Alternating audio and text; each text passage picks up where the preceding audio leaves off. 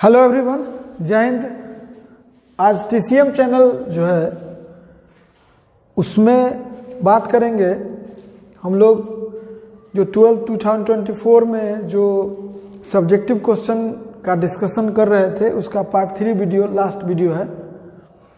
2 question बचा हुआ था, वही बात करेंगे। सेट ए है लॉन्ग क्वेश्चन के लिए, लिखा हुआ है सब। तो देखिए यही 2 क्वेश्चन बचा हुआ था, एक लीनियर प्रोग्रामिंग का, यही है 37 नंबर क्वेश्चन। तो हम बोले हैं कि सबसे पहले क्वेश्चन जब भी मिलता है तो आप लिखिए सॉल्यूशन और नंबरिंग कर दीजिए। 37 कर दिए। अब पहले इसी में से इंफॉर्मेशन लिखना है। तो यहां लिखना है कि देखिए लिखेंगे हेयर बी हैव टू इसी में से देख के देखिए मिनिमाइज, वी हैव टू क्या मिनिमाइज, क्या भाई कौन सा क्या मिनिमाइज करना है? z is equal to 2x plus y।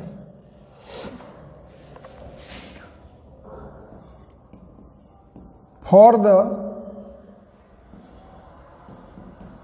given conditions,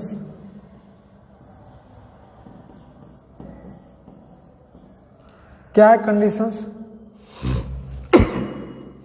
अब कंडीशन लिख दे रहे, जो सब्जेक्ट टू कॉन्स्टेंट्स लिखा था, कॉन्स्टेंट्स उसको कंडीशन बोलते हैं। कंडीशन अपना भाषा में हुआ, तो लिखेंगे पहला क्या condition, 5x plus 10y less than equal to 50। ये पहला हो गया। फिर है x plus y greater than equal to 1, ये हो गया सेकेंड। फिर है y less than equal to 4 हो गया, ये है third. x greater than equal to 0 हो गया, ये है 4। And y greater than equal to 0 हो गया, ये है 5।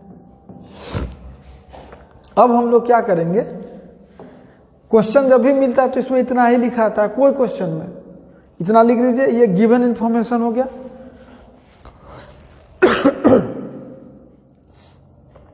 उसके बाद अब देखिए क्या करेंगे, क्वेश्चन में करने वाले हैं कि अब ग्राफ ड्रॉ करेंगे हम लोग। अभी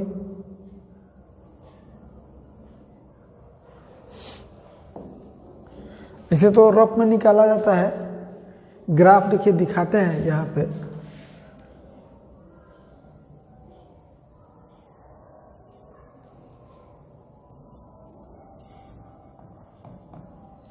ये x एक्सिस है, y एक्सिस है, x डैश हो गया, y डैश हो गया, ओरिजिन है यहाँ, ये o ओरिजिन।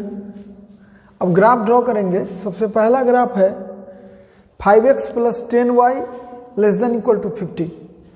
देखिए अलग ये काम रफ में करेंगे। 5x प्लस 10y बराबर 50 का ग्राफ ड्रॉ करना है।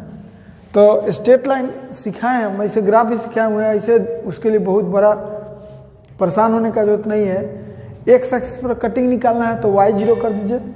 जो ही 0 करिएगा तो x निकल जाएगा 10, और ये 0 करेंगे तो y निकल जाएगा कितना 5। यानी x एक्सिस पर कटिंग कहाँ 10 और y एक्सिस पर कटिंग कितना हुआ 5। यानी x अगर हम सपोज कीजिए कि ये लगभग 5 लेते हैं तो ये 10 हो गया, और y एक्सिस पर हमको 5 ही लेना है, ये 5 हो गया। तो पहला ग्राफ तो ड्रॉ कर देंगे। कैसे? भी थोड़ा सा बड़ा लीजिए, ठीक रहेगा। तो अपना हाथ में है। अगर 5 इतना बड़ा लेते हैं तो 10 इतना बड़ा लेना होगा, और 5 उसी के हिसाब से इतना बड़ा। अब ग्राफ ड्रॉ करेंगे।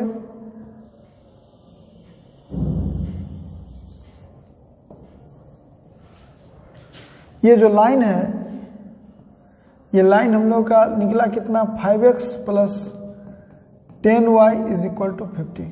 लेस देन इक्वल टू नहीं लिखा जाता है, लाइन ही लिखा जाता है।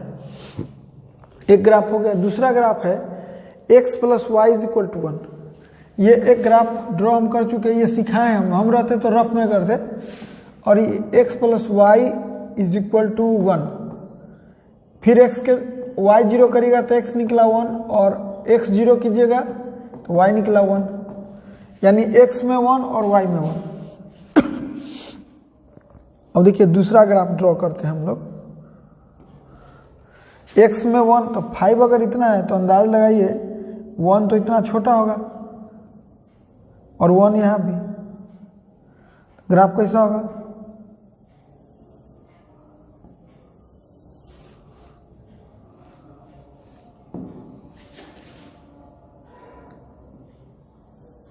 स्केल से मिलाइएगा आप लोग, हम तो स्केल से नहीं मिलाएंगे। मेरे पास तो ऑप्शन भी है यहाँ पे शेप्स ड्रॉ करने का, लेकिन इसमें से नहीं करना हमको, आप अपना स्केल से मिलाइए। ये हो गया, ये ग्राफ हो गया x plus y is equal to 1। अब y is equal to 4 line, ये 1 है और ये पॉइंट जो है वो 0.5 है। हमको 4 लगभग अंदाज पे लेना है, 1 है इतना तो 4 लगभग इतना ले लेते हैं। y is equal to 4 line ये है।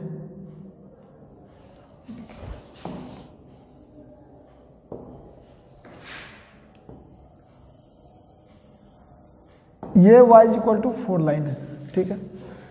अब x बराबर 0, तो आप जानते हैं कि y एक्सिस का इक्वेशन जो होता है यही x बराबर 0 होता है, और x एक्सिस का इक्वेशन जो होता है यही y इज इक्वल टू 0 होता है। यानी ये जो लाइन है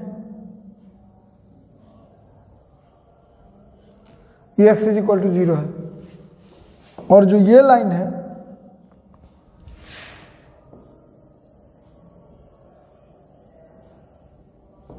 यही है y इज इक्वल टू 0। अब ग्राफ किसका ड्रॉ करना है, 5x plus 10y less than equal to 50। Less than equal to 50 अगर हम सिखाना चाहें आपको अभी अलग, सपोज कीजिए कि ये 10 है और ये 5 है, लेस देन इक्वल टू 50 अगर ड्रॉ करना है, नियम है 5x plus 10y is equal to 50 less than equal to, तो हम दो रीजन है, देखिए एक रीजन इधर बना, एक रीजन इधर बना, और एक रीजन इधर बना। अब दोनों रीजन में कौन रीजन सही है, तो हम एक अपना मन से एक 0 0 चुन लेते हैं जो कन्फर्म है इस रीजन में, तो यहाँ 0 0 रखेंगे। जो पॉइंट चुने और अगर ट्रू हो गया, ये ट्रू है चूंकि 0 50 से स्मॉलर होता है, तो अगर ट्रू हो गया इसका मतलब कि यही रीजन मेरा फाइनल है, ये फाइनल रीजन है। ये रीजन नहीं, ये रिजेक्टेड हो गया, ये मेरा फाइनल। यही तरीका होता है चेक करने का। अब x plus y greater than equal to 1 check करना है, तो ये खींच लिए। अब देखिए x plus y greater than equal to 1 करना है, तो हम फिर 0 0 ही चुनेंगे इधर वाला क्षेत्र। तो 0 greater than equal to 1 false हो गया। फॉल्स मतलब जो चुने वो रॉन्ग है, तो कौन सही है, ये। तो अभी जो ये लाइन दिया हुआ है ग्रीन वाला उससे स्मॉलर है, तो इधर, और एलो से ऊपर। अब फिर देखिए y less than equal to 4 से डाउन नीचे जाएगा, x greater than equal to 0 यानी y एक्सिस से राइट, और y greater than equal to 0। तो फाइनल जो हम लोगों को कलर हुआ, देखिए हम ऐसे अलग अलग सिखा दे रहे हैं, तो हमको बन नहीं रहा है खाने में। खैर देखिए यहाँ जैसे कोई कहा कि y less than equal to 4 दिखाइए, y बराबर 4 लाइन है अभी, और लेस देन इक्वल टू 4 हमको दिखाना है। y इक्वल टू 4 लाइन है, लेस देन इक्वल टू 0 0 चुनिए इसमें, तो 0 less than equal to 4 true हो गया। जो ही ट्रू हो गया मतलब कि ये वाला ये हो गया कौन, y less than equal to 4। आपको दिखाना है x बराबर 0 है, आप दिखाना है x greater than equal to 0। कोई पॉइंट चुनिए, 1 0 चुन लेते हैं। 1 greater than equal to 0 true, इसका मतलब इधर वाला सही है। जो पॉइंट चुनिए अगर ट्रू हो गया तो वही रीजन होगा, अगर फॉल्स हुआ तो उसके अपोजिट रीजन हुआ। जैसे हमको y greater than equal to 0 दिखाना है तो ये समझिए कि y बराबर 0 है। अब एगो उल्टा चुन लीजिए, कुछ भी आपको मन है। जैसे हम इधर का पॉइंट चुनते हैं 0 -1, तो में रखिए -1 greater than equal to 0 false. False हुआ मतलब जिधर पॉइंट चुने वो ना होगा, कौन होगा। ये तरीका हो गया। अभी इसको हम सिखा दिए। अभी फिलहाल तो हम कलर कौन करेंगे वो दिखा रहे हैं।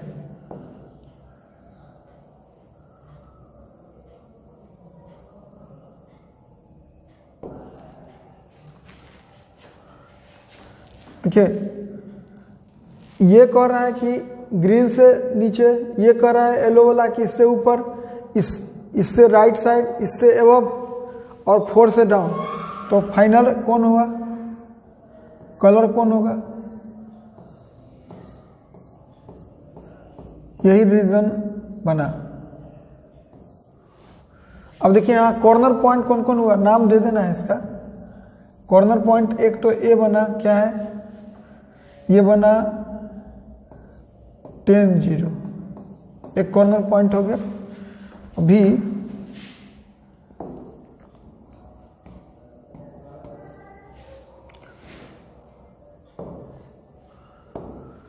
दूसरा कॉर्नर पॉइंट हो गया, ये है, ये बी है। बी क्या होगा इसका, एक वैल्यू तो 4 है और एक वैल्यू जो इसमें 4 रखेंगे, इसमें y इक्वल टू 4 तो x इक्वल टू 2 आएगा, 2 रख दिए। इसमें y इक्वल टू 4 यहाँ रखेंगे तो x इक्वल टू 2 आएगा, वो आप खुद देख सकते हैं। ऐसे न समझने पर बहुत को लगता है कि ऐसे हाथ किए कैसे हो गया, तो आप जाके y इक्वल टू 4 यहाँ पुट करिए, x निकल जाएगा। ये पॉइंट पहले से पता है, c, देखिए हम c लिख दे रहे हैं अलग, कितना c है 0 4 कॉर्नर पॉइंट है, और एक पॉइंट है ये d भी अलग लिख रहे हैं, कितना 0 1 हो गया। और एक कॉर्नर पॉइंट है e कितना है 1 0, ई तो हम नीचे लिख देंगे। यानी यही रीजन है अभी जो फिजिबल है, मतलब जो आंसर जिसमें होता है उसको फिजिबल रीजन बोलते हैं, और ये बाउंडेड है। तो अब यही बात को लिख देंगे। अभी देखिए हम लिखने जा रहे हैं। पहले तो इसको हटा दें, समझाने के लिए लिख दिए हैं।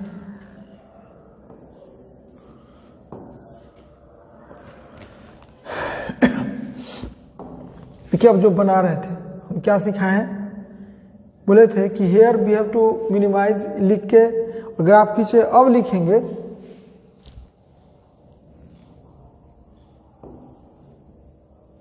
लिखेंगे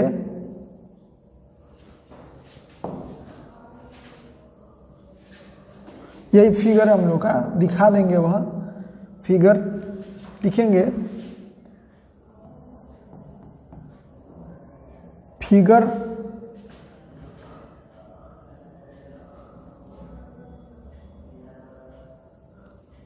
represented by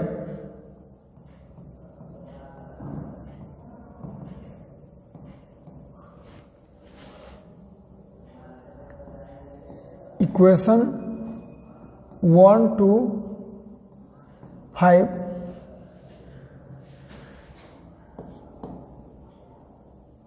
is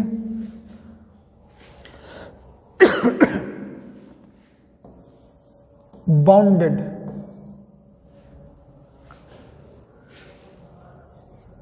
ऐसा लिखते हैं, फिगर नहीं ऐसा लिखते हैं, shaded region in figure represented by equations 1 to 5 is bounded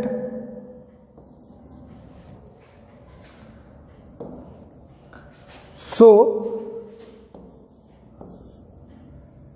we know that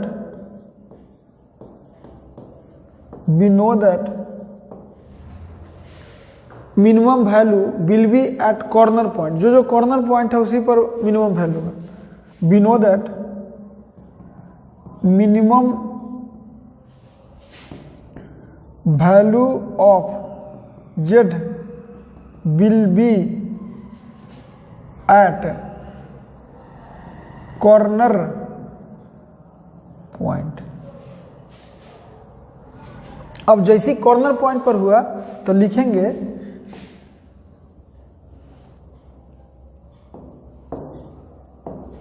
now, लिख के और यहां सबसे पहला काम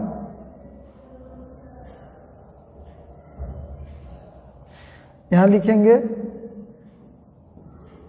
कॉर्नर पॉइंट इसमें, और इसमें लिखेंगे value of z is equal to, value of z कितना है भाई? वैल्यू ऑफ जेड है, क्वेश्चन में देखिए 2x प्लस वाई है। वैल्यू ऑफ जेड है कितना? 2x plus Y.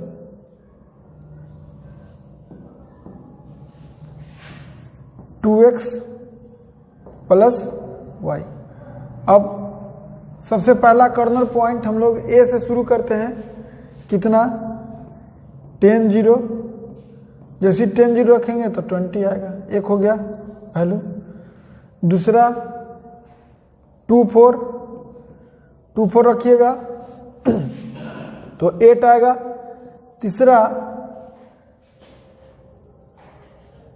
तीसरा रखना है हमको C, ये हो गया A, ये हो गया B, ये हो गया C है कितना? 0 4 पर होगा कितना? 4। फिर आपको रखना है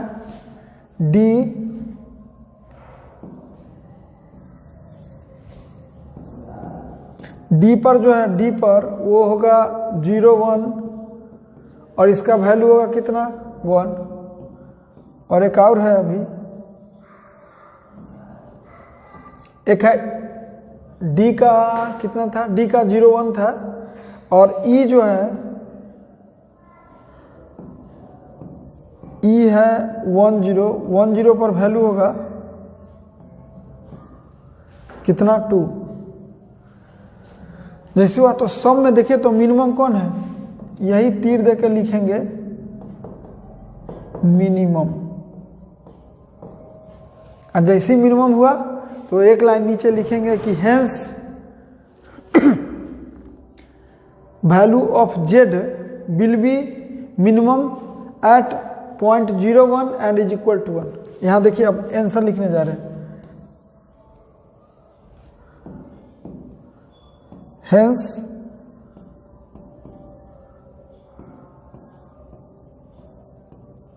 value of Z will be minimum at point कितना? कहाँ पर मिनिमम हुआ है?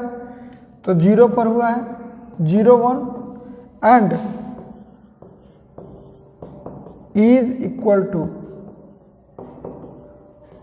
1। अगर मार्क्स लेना है 5 मार्क्स तो आपको इतना लिखना पड़ेगा। हम एक बार दिखा दे रहे हैं, देखिए ऐसे। और ये जो है अच्छे से सब कुछ दिखाना पड़ेगा, रफ में निकालिएगा और इतना लिखिएगा तो आपको नंबर मिल जाएगा। ये था 37 नंबर क्वेश्चन। अब बात करेंगे किसका? 38 प्रोबेबिलिटी का क्वेश्चन है।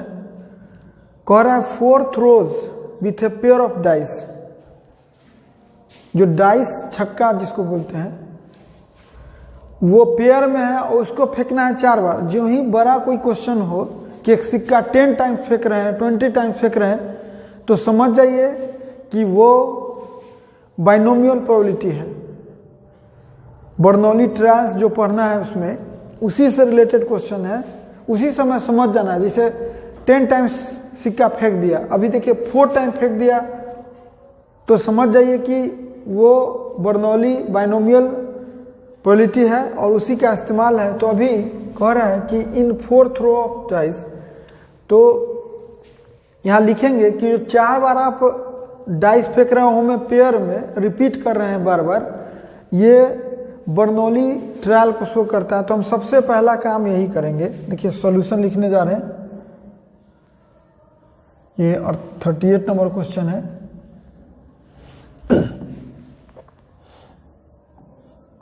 देखिए लिखने जा रहे हैं सॉल्यूशन 38।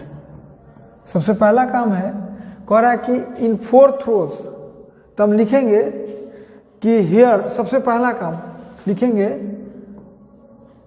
हेयर रिपीटेड, जो रिपीट कर रहे हैं बार बार, रिपीटेड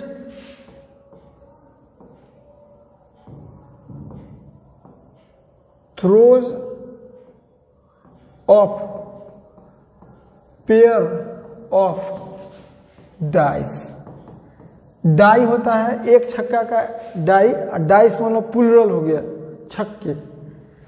तो ऐसा जो लूडो में सब खेलता है देखे होंगे, ऐसा इस टाइप का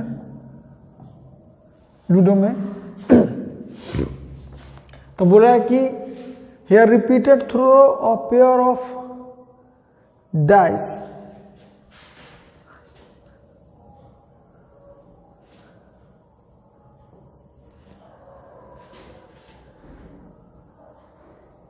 इज क्या, बर्नौली, बर्नौली मैथमेटिशियन का नाम था।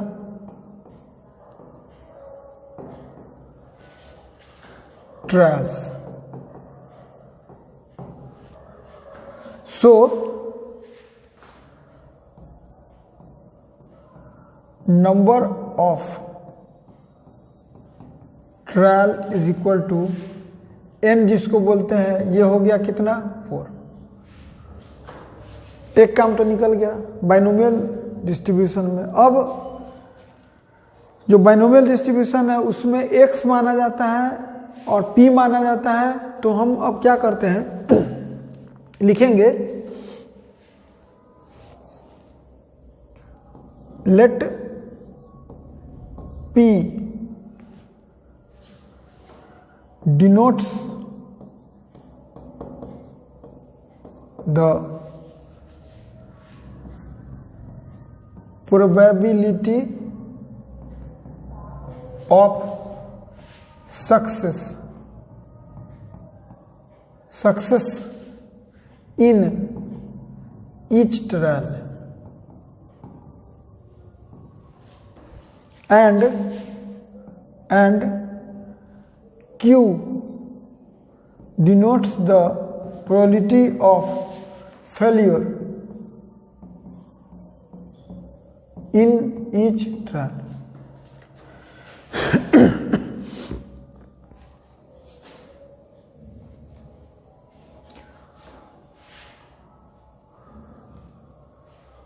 करें कि P कर दिए, Q कर दिए। अब चूंकि यहां कह रहे हैं ऑकरेंस ऑफ डबलेट्स,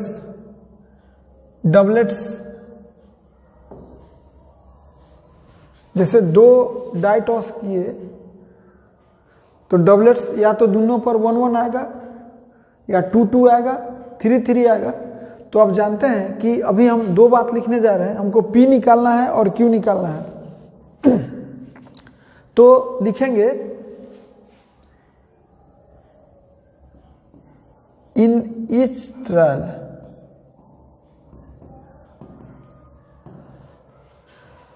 S क्या होगा आपको पता है पहले से, 1-1, 1-2, ऐसा 6-6 होगा। अंतिम जो आपको पता है कि NS कितना होगा इसका, 36 होगा। ऑल्सो ई मानते हैं, आप जानते हैं कि सैंपल स्पेस एस लिखते हैं। ई जो है event in which we getting doublets, event in विच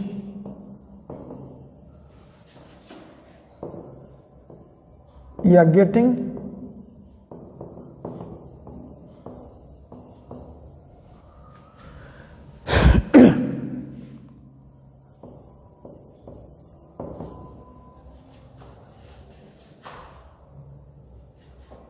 यहाँ आर कर दीजिएगा, आर होगा। Getting doublets, event in which getting doublets. आपको पता है कि जो ई है वो क्या होगा, 1 1 होगा, 2 2 होगा, 3 3 होगा, 4 4 होगा, 5 5 और 6 6। डबलेट माने 6 है तो 6 ही आएगा। तो जो हम यहाँ लिखे हैं P अभी क्या लिखाएगा, NE/NS, यही होगा। आपको पता है NE कितना होगा, बराबर 6, तो क्या हुआ 6/36, यानी 6 से 6 टाइम कटा, 1/36। ये निकल गया हम लोग का क्या, P निकल गया। आप जानते हैं कि चूंकि P + Q = 1 होता है, इंप्लाइज दैट Q बराबर क्या होगा, 1 - P, दैट इज 1 - 1/6 = 5/6। अब इतना करने के बाद सबसे पहले देखिए, अब क्वेश्चन में क्या है, अभी अब आ रहे हैं अब ओरिजिनल पर। सबसे पहले x मानना होगा। देखिए, इन 4 throws with a pair of dice, what is the probability of occurrence of doublets? Twice at least, कम से कम 2 बार डबलेट्स आना चाहिए। तो हम लोग क्या करते हैं, लिखते हैं, अब एक रैंडम वेरिएबल मानना होगा। तो सबसे पहले लिखेंगे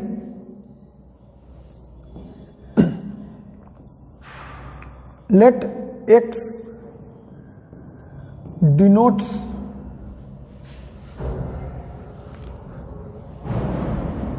the number of occurrence of doublets.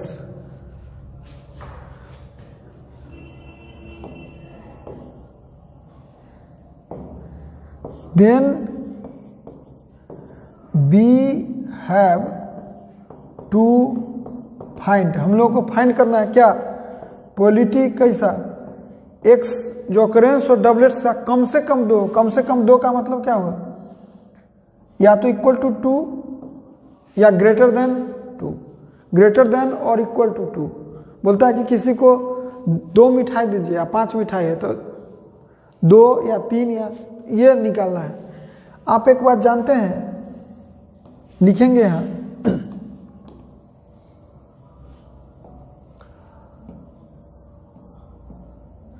As we know, exam में लिखाता है, न जानते हैं तब भी क्या भाई, P x = x बराबर, सुने होंगे n, फॉर्मूला है NCx, और यहाँ लिखाता है q पर power n - x into p पर पावर x। यही है बाइनोमियल प्रोबेबिलिटी जो होता है बर्नौली ट्रायल्स में, उसका फॉर्मूला होता है। तो हम यहाँ लिखेंगे, इसलिए क्या, Px > 2 का मतलब है Px = 2 प्लस Px = 3 और प्लस Px = 4। n हम लोग का निकल चुका है, 4 है, तो हम लिखेंगे, देखिए यहाँ होगा Px = 2 का मतलब 4C2 और Q का मतलब Q है, Q हम लोग को निकल चुका है पहले से, P निकल चुका है और Q निकल चुका है। Q निकल चुका है 5/6 n-6 मतलब 4-2, तो 2 इंटू 1/6। यहाँ जो लिखाता है क्या होता है, 4-2 होता है। लाइए हम लिख देते हैं समझाने के लिए। यहाँ लिखाता है 4-2 और 1/6 पर लिखाता है 2 प्लस x = 3 के लिए क्या होगा 4C3 और 5/6 पर लिखाएगा 4-3 और 1/6 पर लिखाएगा 3 प्लस x = 4 पे क्या होगा 4C4 और यहाँ लिखाएगा 5/6 पर 4-4 और 1/6 पर लिखाएगा 4। इतना लिखने के बाद अब सॉल्व कर देंगे और कुछ नहीं करना है। इसको लिख सकते हैं 4C2 होता है 6। आप पढ़े होंगे 4C2 का वैल्यू निकलता है 4 × 3/2, ये 6 होगा। बहुत लोग फार्मूला से भी निकालते हैं, जैसे निकालिए उससे उतना ही आएगा। तो 6 हो गया और इंटू यहाँ पे 5² और 6 का स्क्वायर इंटू 1/6 का स्क्वायर प्लस 4C3 जो होता है वो 4 के बराबर होता है। यहाँ लिखाएगा 5/6 इंटू 1/6 का क्यूब प्लस 4C4 1 होगा और यहाँ होगा 1/6/4। एक लाइन आउट लिखेंगे इधर। ये जो काम हम सिखाए आपको ये रफ में करने का है, या नहीं। अब 1/6 कॉमन ले लीजिए, बचा कितना यहाँ बचा 150, 25 × 6 और यहाँ बचा 20 और यहाँ बचा 1। इसका वैल्यू कितना होगा 171/6 4 कॉमन होगा भाई।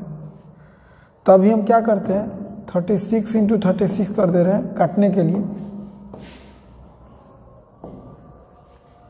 कितना होगा 9 से कटेगा 9 1 टाइम 9 टाइम और ये 4 टाइम कितना हुआ 19/144।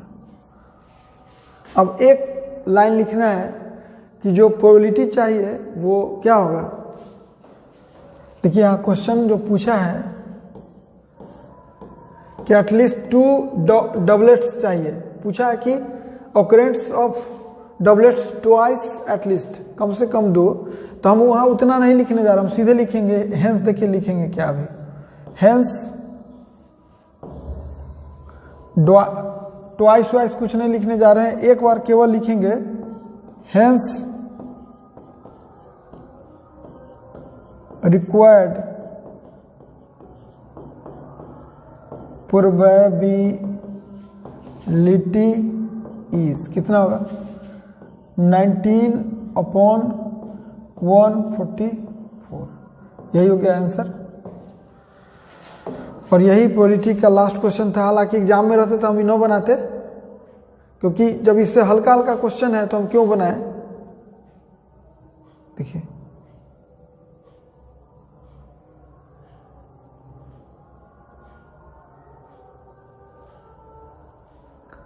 तो इसमें आज के ये पूरा इंड हो गया 2024 में। सब्जेक्टिव ऑब्जेक्टिव जो भी है लॉन्ग शॉर्ट सब। आज के लिए इसमें इतना ही। थैंक्स।